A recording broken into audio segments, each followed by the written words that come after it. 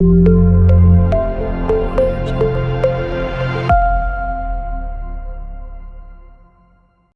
दोस्तों, मैं पंडित कमल शास्त्री अपने यूट्यूब चैनल पर आप सबका हार्दिक अभिनंदन करता हूं। आज का यह ज्योतिष का कार्यक्रम संतान प्राप्ति के योग कैसे बनते हैं कुंडली में और पुत्र प्राप्ति के योग कैसे बनते हैं कुंडली में, आइए आपको इसके बारे में बताते हैं।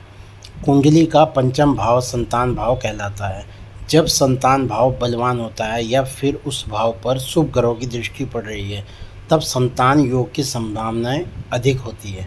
यदि महिला कुंडली में शुक्र अच्छा होता है तो वह आसानी से कंसीव कर जाती है। इसके बाद जन्म कुंडली में बृहस्पति का विचार किया जाता है, क्योंकि बृहस्पति के शुभ होने पर शिशु गर्भ में स्वस्थ रहता है और स्वस्थ ही जन्म लेता है।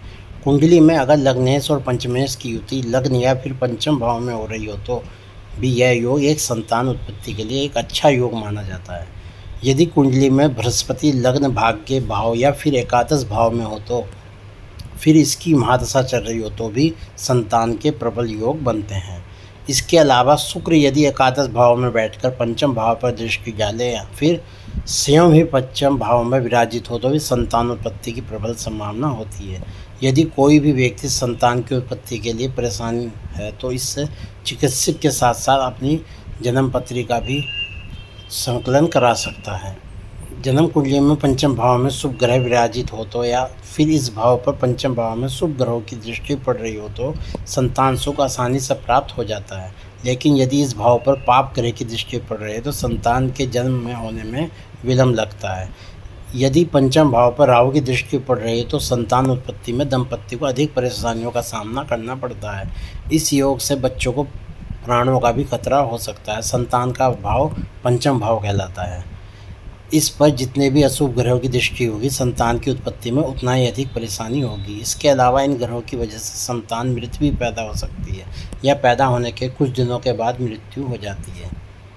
आइए आपको बताते हैं कुंडली में पुत्र की प्राप्ति किस ग्रह के कारण से होती है। कुंडली में पुत्र योग कैसे बनता है, आइए आपको बताते हैं हम। कुंडली में 5वां स्थान संतान का होता है और बृहस्पति सूर्य मंगल पुत्र संतान के कारक होते हैं। इसलिए यदि पंचम भाव या पंचम भाव के मालिक पर बृहस्पति की दृष्टि हो तो पुत्र संतान का योग बनता है। लेकिन कुंडली में बृहस्पति शनि की दृष्टि या युति से पीड़ित नहीं होना चाहिए। अगर बृहस्पति शनि या राहु द्वारा किसी भी प्रकार से पीड़ित होगा तो पुत्र योग भंग हो जाएगा। कुंडली में 5 स्थान पर या 5 स्थान के मालिक पर मंगल की दृष्टि हो तो भी पुत्र संतान का योग बनता है। इस योग से भी बृहस्पति शनि राहु से पीड़ित नहीं होना चाहिए, तभी पुत्र सुख प्राप्त होता है। कुंडली में 5 स्थान या 5वें स्थान के मालिक पर सूर्य की दृष्टि हो पुत्र संतान का योग बनता है, लेकिन कुंडली में बृहस्पति शनि राहु से पीड़ित नहीं होना चाहिए।